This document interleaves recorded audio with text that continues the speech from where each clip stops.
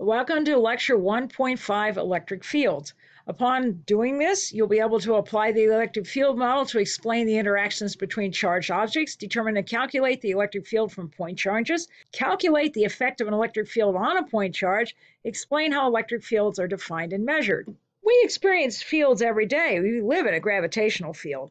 And we've all played with magnets. Okay, so this is actually the photo of what shows the patterns that iron filings make when sprinkled around a magnet. And these actually outline the magnetic field lines around these magnets. So when we talk about magnets, we'll see this again.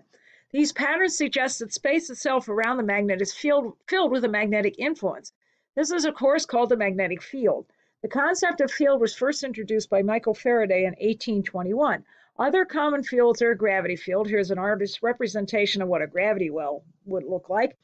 And of course, the electric field. And of course, this woman is undergoing an intense electric field. So the field is a function that assigns a vector to every point in space. The alteration of space around a mass is called the gravitational field. The alteration of space around a magnet is called the magnetic field. And similarly, the space around a charge is altered to create the electric field. The concept of a field was invented by Michael Faraday to explain force at a distance, that is, field forces such as magnetic, electric, or gravity. So now in the Newtonian view, A will exert a force directly on B. In Faraday's view, this particle A alters the space around itself, and these wavy lines are just a poetic license. We really don't know what this looks like, but we're just going to do this to show that there actually is something there, an alteration in space. Particle B then responds to the altered space, and the altered space is the agent that exerts the force on B. Okay, so the space around a concentration of electric charge is different from how it would be if the charge were not there. And you can feel this yourself. You walk by the charged dome of an electrostatic machine or hold your arm near an old-fashioned TV tube, or in a thunderstorm, you can actually feel the change caused by this charge. The hair on your body stands out. And this effect is stronger if the field is strong and less than it's weak. And the space is said to contain a force field that we call an electric field. And here's a picture of a woman. There's a thunderstorm overhead, and she was in a very strong electric field, and the response was that her hair was standing on end. So she was becoming very positively charged, and of course, the bottom of the cloud was negatively charged, and that causes huge electric field to build up.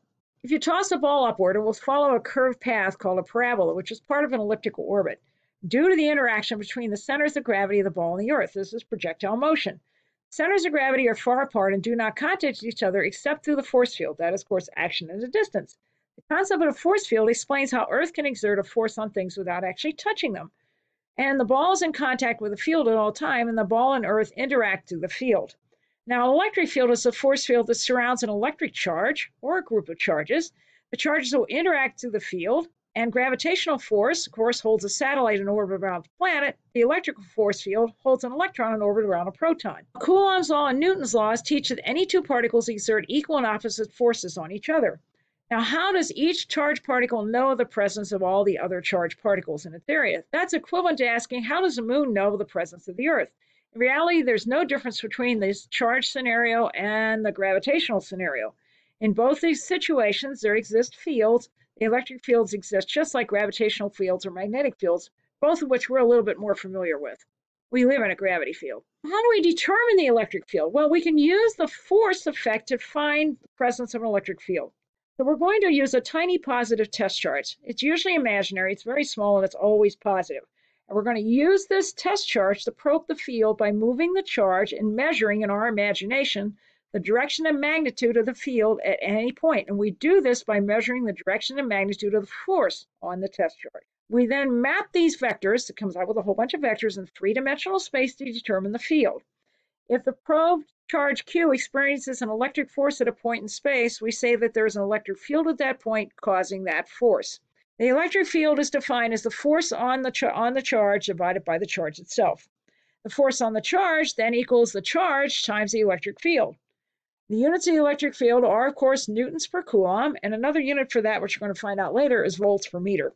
The magnitude of the electric field, E, is called the electric field strength. And of course, remember, these are vectors. Both E and F are vectors, and they can be in three-dimensional space for X, Y, and Z. Now, the gravitational field, to compare it to the electric field, F equals G M over R squared, or F over little m equals G times big M over R squared. The strength is just F over little m, and that equals little g. And on Earth, that's 9.81 meters per second squared. And gravity is always attractive. It's an inverse square law on distance. The strength drops off rapidly with increasing distance, and it always points toward the gravitating body. The electric field has the same type of formula. It's an inverse square law. F equals K Q naught divided by R squared. And the strength, which is F over Q naught, is K Q over R squared. The strength is just E, or F over Q naught, or K Q over R squared. Now, the effect on bodies, it's attractive for unlike charges, repulsive for like charges. It's an inverse square law on distance. The strength drops off rapidly with increasing distance. It will point toward a negative charge. It will point away from a positive charge. Here we go. Here's a positive charge moving from left to right. So the arrows point away from the positive charge, and that is the direction of the force on a positive test charge. It's also the direction of the electric field lines. This is for a positive charge. So here's a negative charge. Notice that the force vectors always point toward the negative charge, because remember, we use a positive test charge to measure this. And that means also the electric field lines point toward the negative charge. Now, in reality, a moving charge would also create a magnetic field, which we'll talk more about later. Every cell in your body is electrically active in various ways. For example, nerve propagation occurs when the large electric fields in the cell membranes of neurons cause ions to move through the cell walls. The electric field strength in a typical cell membrane is 10 million newtons per coulomb. That's 10 million volts per meter. What is the magnitude of the electric force on a singly charged calcium ion? Okay, the physics of this is the ion is a point charge in an electric field when it experiences a force. A singly charged ion is missing one electron, has a net charge of positive E. So Q is positive E, and of course the electric field is 10 million newtons per coulomb, and we need to know the force on this charge due to the electric field. The force due to the electric field is Q times E, and that means it is the 1.6 times 10 to minus 19th coulomb, which is the Q, times the electric field strength of 10 million newtons per coulomb. The units check out correctly, and you wind up with a force of 1.6 times 10 to minus 12 newtons. Now, this is an incredibly tiny force, but it's applied to an extremely tiny particle. This ion would have a huge acceleration on the order of 10 to the 14th meters per second squared. Were it not for the resistive force as it moves through the membrane, even so, an ion can cross the cell wall in less than 1 microsecond. Now, shown as a charge Q and a point in space where we would like to know the electric field. And we take a second charge Q prime, which we're going to use as a test charge, a small positive test charge, to serve as a probe for the electric field. The test charge is deliberately made very small, so its weak field does not disturb the field we are measuring, and we make it positive. It's always positive and small. Then, of course, what we do is we move this test charge around this positive charge to map out the electric field from the positive charge. And when we do that, we find that E equals force on Q prime, that's a force on the test charge, divided by Q prime, that's the magnitude of the test charge, and that equals KQ over R squared, or 1 over 4 pi epsilon naught Q over R squared. So if we use our positive test charge to probe and calculate the field of varies at a sufficient number of points in space around a positive charge, then we can draw a field diagram. This positive charge always repels the positive test charge because likes repel. Okay, so the force is always repulsive between like charges. That means that the field vectors always point away, directly away from a positive charge Q. So field vectors point directly away from a positive charge. So the electric field lines begin on positive charges. We say positive charges are the source for the electric field. That only applies to electrostatics. We'll talk more about electromagnetics later in the course. Now also notice that the lengths of these lines drops off very rapidly as you move further away from the charge. So the arrows decrease in length due to the inverse square dependence on R very rapidly. Now, if we use our positive test charge to probe or calculate the field at a sufficient number of points around a negative point charge, we're going to find this field diagram. Notice that negative charges always attract the positive test charges, that is, unlike detracts. So this means the force is always toward the negative charge because it's always attractive. So the field vectors always point directly toward the negative charge Q. So electric field lines end on negative charges, and the negative charges are sinks for the electric field. This applies only to electrostatics, not to electromagnetics. Also notice again, we have this, how quickly the arrows decrease in length as you go further out. So that's due to the inverse square dependent upon R. And notice when you're close to this, these field lines are bunched up close together. So it means the electric field is stronger here. than it is out here. You can see they're further apart out here. At which point is the electric field stronger? Point A or point B? Now, hint, where are the field lines more closely packed? At point A. So electric fields are stronger where the field lines are closer together or more numerous. So this is only for Physics 222 students, in other words, calculus-based physics. If you're not in calculus-based physics, please go to slide number 19. Okay, back to those who were in Physics 222 or calculus-based physics. Now shown are unit vectors pointing toward points from this point here, pointing toward points 1, 2, and 3. The unit vector R specifies the direction straight outward from the point, so the electric field points in the direction of the unit vector from a positive charge at the origin. Okay, the units of unit vector R are, the unit vector has no units. What is the electric field at this dot here due to the negative charge? Well, it's a negative charge, so the electric field is going to point toward the negative charge. So B is the correct answer. For example, the electron in a hydrogen atom orbits a proton at a radius of 0.053 nanometers. A, what is the proton's electric field strength at the position of the electron? B, what is the magnitude of the electric force on the electron? Okay, well, we write down what we know. We know the charge is E. We know that the radius is 0.053 times 10 to minus 9 meters. That's a distance. We do not know the electric field strength. Okay, we also don't know the force. So now we have the formula. So the electric field strength is 1 over 4 pi epsilon naught times Q over R squared. The force on the electron is just going to be the charge on the electron times the electric field strength. So now we need to get this to get that anyway. So let's get this first. So E is 1 over 4 pi times 8.85 times 10 to minus 12 coulomb squared per Newton meter squared times the 1.6 times 10 to minus 19 coulomb for the charge divided by the R squared, which is 0.053 times 10 to minus 9 meters squared. And that ends up being 5.1 times 10 to 11 newtons per coulomb, and the units come out correctly because that's the electric field strength. Force on the electron is 1.6 times 10 to minus 19th coulombs times 5.1 times 10 to the 11th newtons per coulomb, and that equals 8.2 times 10 to minus 8th newtons. The units check out okay.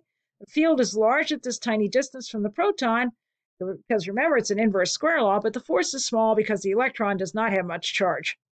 Okay, now this is a problem a friend of mine decided to come up with, and he threw everything but the kitchen sink in this. Sort of as a reminder that you can't forget the past. And I liked it so much I kept it. Okay, a horizontal electric field directed outward from this wall here causes a charge ball. A charge ball has a mass of 3 grams and has a charge of 20 nanocoulombs to hang it at a 15-degree angle as shown below. The spring strength is 0.050 newtons per meter. Spring is plastic, so it doesn't discharge the ball.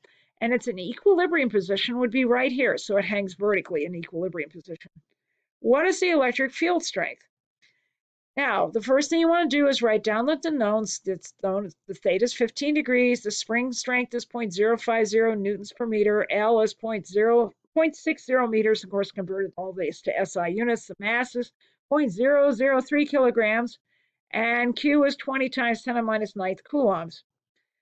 And we need to know what is E in newtons per coulomb. The physics of this is a force balance, the electric field, spring, tension, and gravity forces. In other words, everything but the kitchen sink. The first thing you want to do is draw a free body diagram or force balance diagram, and that's drawn over here. So you have force through the electric field on the charged particle, pushing it this way. Why do we know it's pushing it this way besides the problem statement? Well, the electric field is going in that direction. So what I like to do is the electric field has to be generated by something. In this case, we're going to pretend this wall is positively charged. So the electric field points outward from positive charges. And a positive charge would not want to be near this wall. It'd be trying to get as far away from it as possible. So the force on this positive charge is going to be also to the right, in the same direction as the electric field lines. So the force on a positive charge is in the same direction as the electric field. If this were a negative charge, the force on this would be in the opposite direction. So I like to say the positive charges swim downstream in an electric field, and negative charges swim upstream in an electric field. Now, we'll talk about that later. We talk about capacitors and things like that. Just want to give you a heads up. Okay, so we draw a free body diagram, and we have the tension in the string acting at an angle theta of 15 degrees. We have the force, the electric field force on the charged ball, acting along the positive x-axis. We have the spring trying to restrain this, acting along the negative x-axis, and we have the weight acting along the negative y-axis.